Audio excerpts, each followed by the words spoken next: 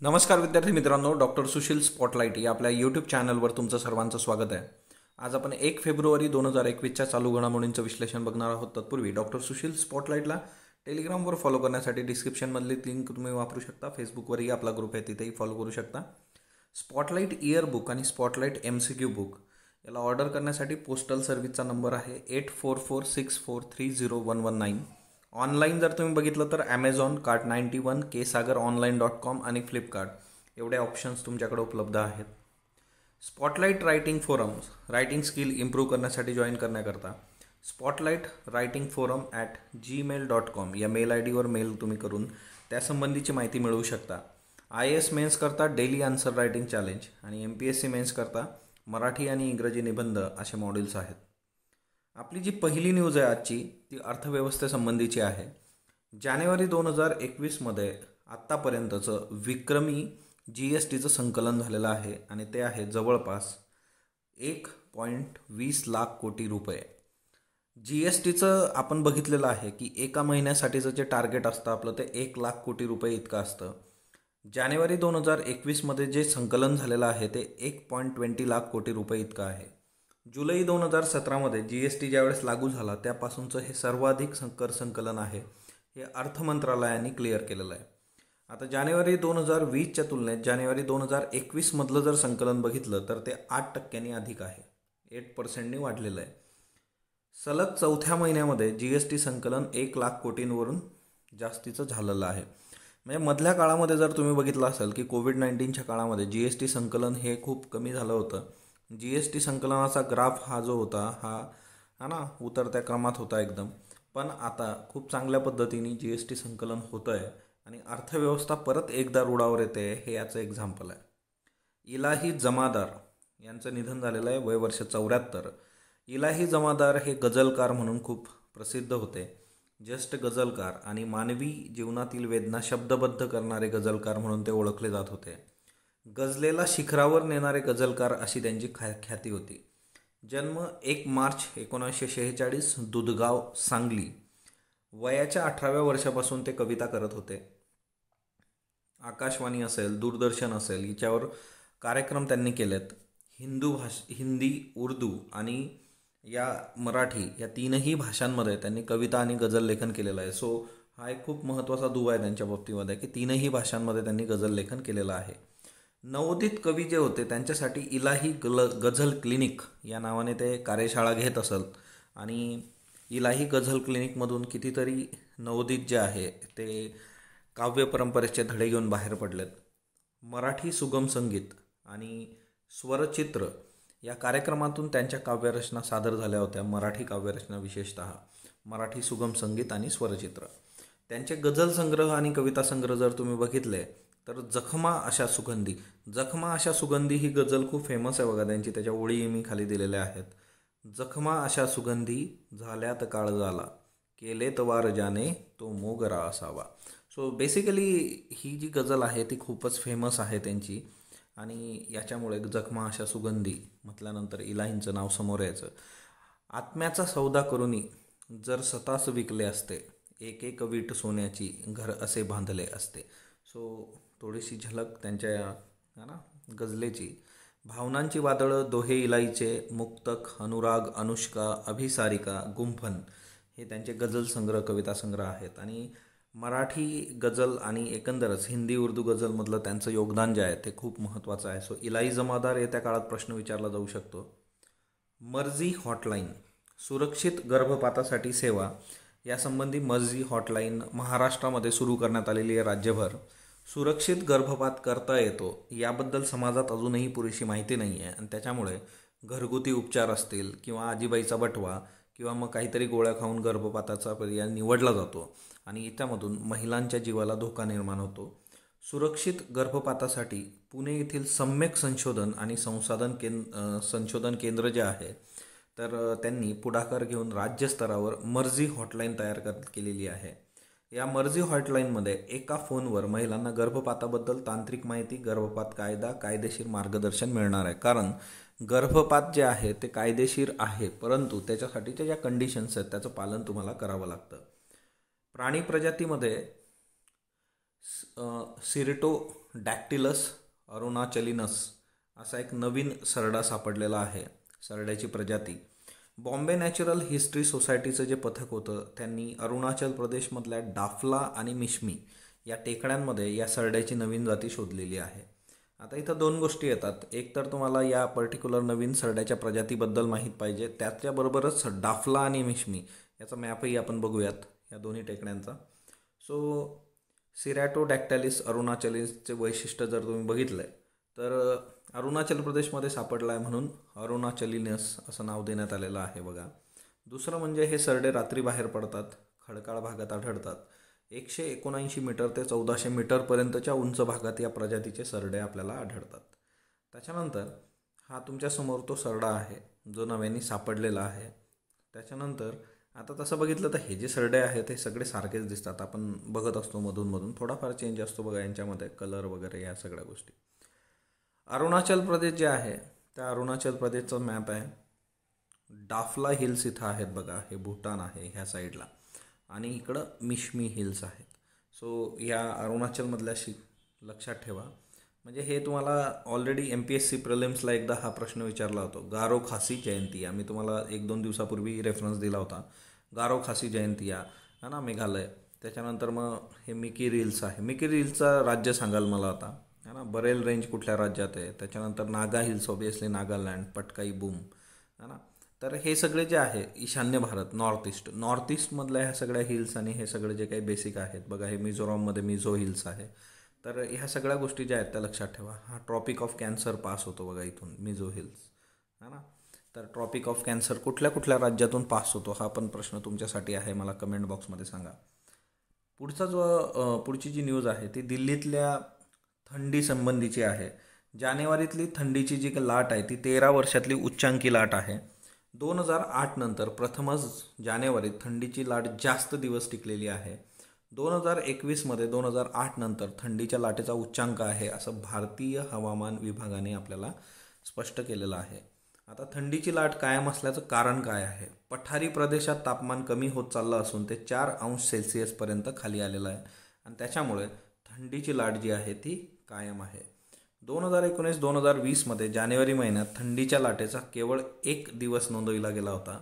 2008मध्ये 12 दिवस थंडीची लाट होती आणि 2021मध्ये हे अजूनही कंटिन्यू आहे. बघूयात फायनल किती दिवस होतात ते.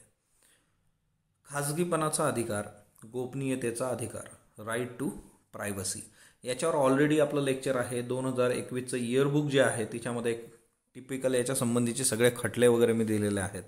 अमेरिकेतल्या सॅम्युअल वॉरन आणि लुईस ब्रँडाईस यांनी संयुक्तपणे हार्वर्ड लॉ रिव्ह्यू या हार्वर्डच्या प्रथितयश नियतकालिक 1890साठी नियतकालिकामध्ये 1890मध्ये राईट टू प्रायव्हसी या शीर्षकाचा एक दीर्घलेख लिहिला होता. सो हार्वर्डचं जे काही एक नियतकालिक होतं हार्वर्ड लॉ रिव्ह्यू, है ना. आता लॉ संबंधीचं हे नियतकालिक 1890मध्ये या दोघांनी, सॅम्युअल वॉरेन आणि लुईस ब्रँडाईस यांनी एक दीर्घलेख लिहिला होता जो राईट टू प्रायव्हसी संबंधीचा होता. केवळ अमेरिकेच नाही तर जगभरातल्या कायदे प्रणालीवर प्रचंड प्रभाव टाकणाऱ्या साहित्यापैकी हा एक लेख आजही ओळखला जातो.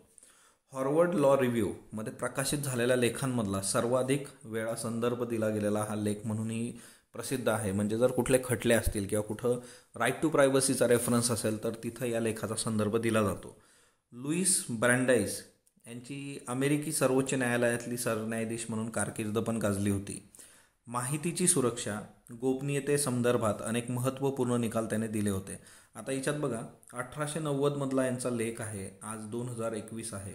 माहितीची सुरक्षा, डेटा सिक्युरिटी, याच्यावर आजही किती इश्यू आहेत. इंटरनल जे काही आर्टिफिशियल इंटेलिजन्स आहे किंवा आपल्याकडचा जो डेटा आहे, जसं आपण बघतो की डार्क नेटवर विकला जातो आहे भारतीय लोकांचा, डार्क वेबवर विकला जातो आहे, तर ह्या सगळ्या ज्या गोष्टी आहेत तर त्या माहितीची जी सुरक्षा आहे ती आजही आपल्याला भेडसावते आहे. आणि याच्याबद्दल 1890मध्ये लुईस ब्रँडाईस आणि वॉरेन यांनी चर्चा केली होती. एका सर्वेक्षणानुसार अमेरिकेतील सर्वात आदरणीय सरन्यायाधीश म्हणून ब्रँडाईसला पसंती देण्यात आली होती. वॉरेन जो होता तो, वॉरेनची कारकीर्द जी आहे तर ती खूप काही जास्त झाली म्हणजे गाजलेली नाही आहे किंवा ती वाढलेली नाही आहे. त्याचं रिझन असं आहे की वॉरेनने कौटुंबिक कारणामुळे आत्महत्या केली होती आणि नंतर लुईस ब्रँडाईसनी त्याची जी कारकीर्द आहे ती सरन्यायाधीश पदापर्यंत जाते. हे दोन्ही लोक आहेत बघा, सॅम्युअल वॉरेन, है ना, सॅम्युअल वॉरेन आणि ब्रेंडाईस. ओके, सो यांनी गोपनीयतेचा अधिकार आणि त्याच्यावर चर्चा केली होती. तुमच्यासमोर हा एक हिरा आहे. हा हिरा आफ्रिकेतल्या बोट्सवाना देशातल्या खाणीत सापडलेला आहे. 378 कॅरेटचा हा हिरा आहे. याची किंमत जी आहे ती जवळपास 110 कोटी, ओके, 110 CR इतकी आहे. तुम्ही विचार करू शकता. आणि याचा जो रेफरन्स आहे आफ्रिका बोट्सवाना, 110 कोटी रुपयांचा 378 कॅरेटचा हिरा. कॅनडामधली एक लुकारा डायमंड नावाची खाण कंपनी आहे. त्यांनी बोट्सवाना देशातल्या दक्षिण लाबोतील कोरावे खाणीतून, ही कोरावे खाण आहे, त्यातून 378 कॅरेटचा अत्यंत मौल्यवान हिरा टॉप व्हाईट डायमंड शोधला आहे. याची किंमत 110 कोटी रुपयांपेक्षा जास्त आहे. 15 जानेवारी रोजी हा हिरा सापडला होता आणि या खाणीमध्ये मिळालेल्या जवळपास 200 कॅरेटपेक्षा अधिक वजनाचा हा 55वा हिरा आहे. तर 300 कॅरेटपेक्षा अधिक वजनाचा हा दुसरा हिरा आहे. तो कोरावे खान लक्षात ठेवा, है ना. बोट्सवानाची अजून एक न्यूज होती जी लास्ट इयर आपण बघितली होती, किंवा बोट्सवानाची न्यूज 2021च्या इयरबुकमध्ये पण आहे. ती कुठली न्यूज होती ती तुम्ही मला कमेंट बॉक्समध्ये सांगणार आहात की बोट्सवाना का चर्चेत होतं. ओके, 94व्या अखिल भारतीय मराठी साहित्य संमेलन जे आहे नाशिकला होणार आहे, त्या संमेलन स्थळाला कुसुमाग्रज नगरी असं नाव देण्यात आलेलं आहे. याला 3 प्रवेशद्वार असणार आहेत. त्याच्यानंतर नेक्स्ट वन जे आहे ते म्हणजे तमिळनाडूमध्ये जयललिता आणि MGR यांच्या स्मरणार्थ मंदिर उभं करण्यात आलेलं आहे बघा. महसूल मंत्री RB उदयकुमार जे आहेत तमिळनाडूचे, त्यांनी त्यांच्या मतदारसंघामध्ये जयललिता आणि MGR यांच्या स्मरणार्थ मंदिर उभारलं आहे. कौटुंबिक नेते असं या मंदिराचं वर्णन केलेलं आहे. मदुराई जिल्ह्यामधल्या कुन्नथूर येथे हे मंदिर उभारलेलं आहे. मंदिराचं अनावरण जे आहे मुख्यमंत्री एडापट्टी के पलानीस्वामी आणि उपमुख्यमंत्री पनीरसेल्वम यांनी केलं. 12 एकरवर मंदिर उभारलेलं आहे. हे जयललिता आणि MGR यांचे ब्रांचचे पुतळे तिच्यात आहे. मंदिराचा खर्च जो आहे तो 50 लाखांचा आहे.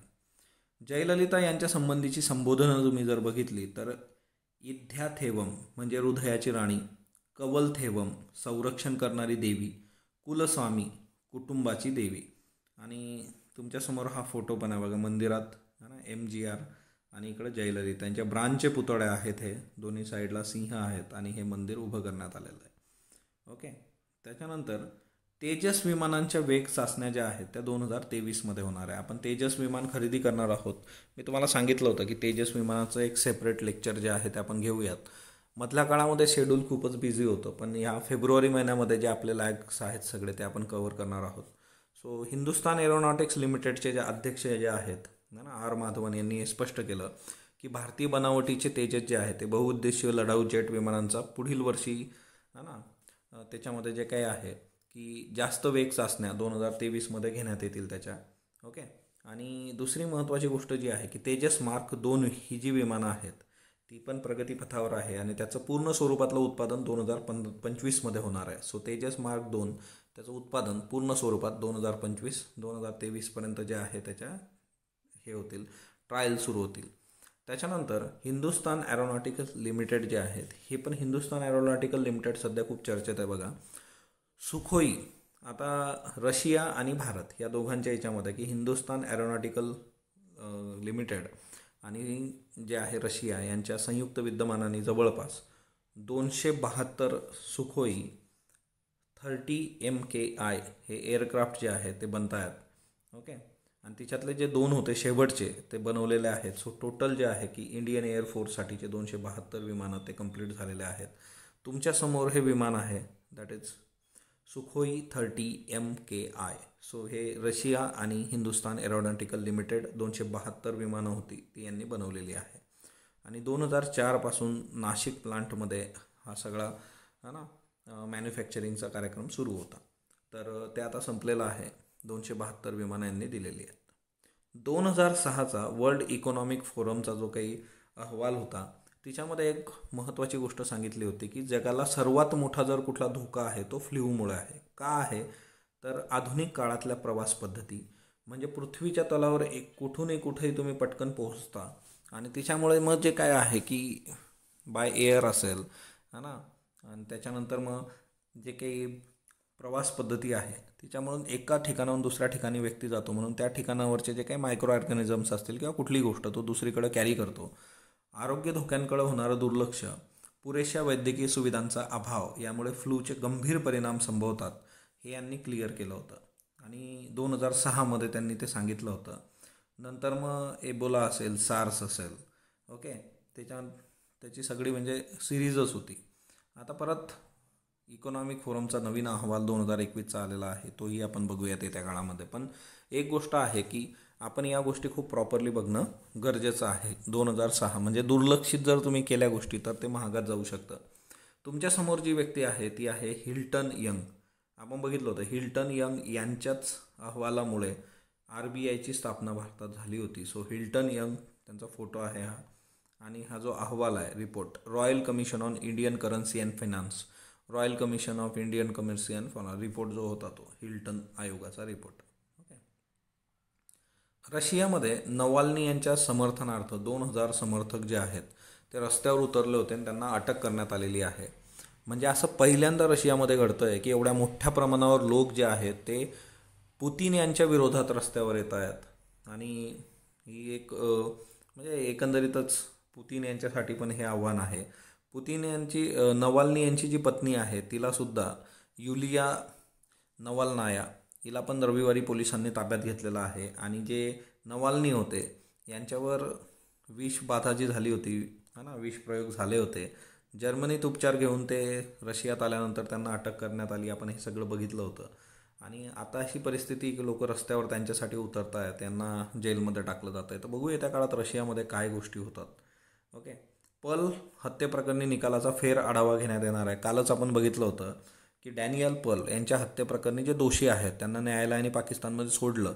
अमेरिकेने त्यांना सांगितलं होतं की त्यांना दोषींना शिक्षा झाली पाहिजे. तर आता मग अमेरिका म्हटल्यानंतर पाकिस्तान म्हटलं की चला फेर आढावा घेऊयात, बघूया त्या काळात काय होतं ते. त्याच्यानंतर WHOने युरोपला फटकारला आहे की युरोपियन देशांनी काय केलेलं आहे की लस निर्यातीचे निर्बंध हे केलेले आहेत. त्याच्यामुळे जे गरीब देश आहेत जिथं लस पोहोचत नाही किंवा पोचण्यासाठी अडथळे आहेत अशा ठिकाणी ती लस पोचायला हवी. आणि फक्त ही काही युरोपियन याच्यासाठी नाही, जागतिक स्तरावर आपल्याला एकत्रितरित्या याच्याशी लढायचं आहे. तर हा सगळा मुद्दा आहे. त्याच्यामुळे WHOने युरोपला फटकारलेला आहे. हा ना, इकडे जे आहे युरोपमध्ये की ब्रिटनला तुम्ही झुकतं माप दे, कोणतीही कंपनी, युरोपियन कंपनी असेल किंवा ती दुसरी कंपनी की जी युरोपपेक्षा ब्रिटनला झुकतं माप देत असेल तर त्या केसमध्ये मात्र हा ना की युरोपियन युनियन जरा अटॅकिंग याच्यात आलेलं आहे. कारण आता ब्रिटन बाहेर पडलं आहे युरोपियन युनियनमधून. बघूया त्या काळामध्ये कशा गोष्टी होतात. पण हे जे लसीच्या याच्यातून राष्ट्रवाद आणि त्या सगळ्या गोष्टी समोर येत आहेत तर त्यातून खूप काही गोष्टी चांगल्या होणार नाहीत. पण बघू. आता ब्रिटनचीच दुसरी न्यूज आहे. ब्रिटन जे आहे ते सर्वकष आणि प्रागतिक ट्रान्स पॅसिफिक भागीदारीमध्ये सहभागी होऊ इच्छित आहे. म्हणजे तुमच्यासमोर हे जे आहे CPTPP, that is comprehensive and progressive trans Pacific partnership. आता हे प्रकरण काय आहे की चीनचं जे काही आर्थिक क्षेत्रावरचं वाढतं प्रभाव आहे ते रोखण्याच्या उद्देशाने 2019मध्ये आशिया पॅसिफिकमधले देश एकत्र आले होते. पॅसिफिक वर्तुळातल्या जवळपास 11 देशांचा याच्यात समावेश आहे. Australia, Brunei, Canada, Chile, Japan, Malaysia, Mexico, New Zealand, Peru, Singapore, Vietnam. Okay. याच्यामध्ये भारत नाही. ओके. तर हे पण एक लक्षात ठेवायचं की भारत कशाचं सदस्य आहे, कशाचा नाही. भारत याच्यात नाही आहे CPTPPमध्ये. आणि हे 50 कोटींच्या आत लोकसंख्या असलेले देश आहेत जवळपास.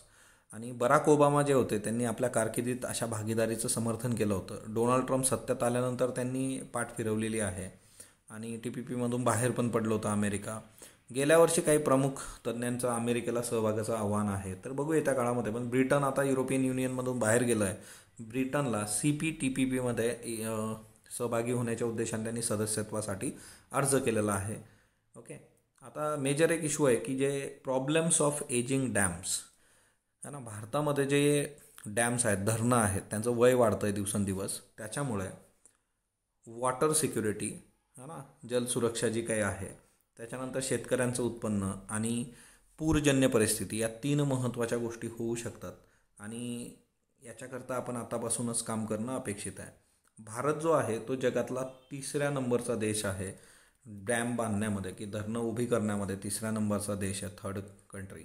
आणि याच्यामध्ये 5200 लार्ज डॅम जे आहेत ते आतापर्यंत बांधलेले आहेत. 1100 लार्ज डॅम जे आहेत ऑलरेडी त्याचं वय 50 झालेलं आहे. म्हणजे 1100 जे डॅम्स आहेत भारतात त्याचं वय 50 वर्षापेक्षा जास्त आहे. टोटल 5200 डॅम्स आहेत.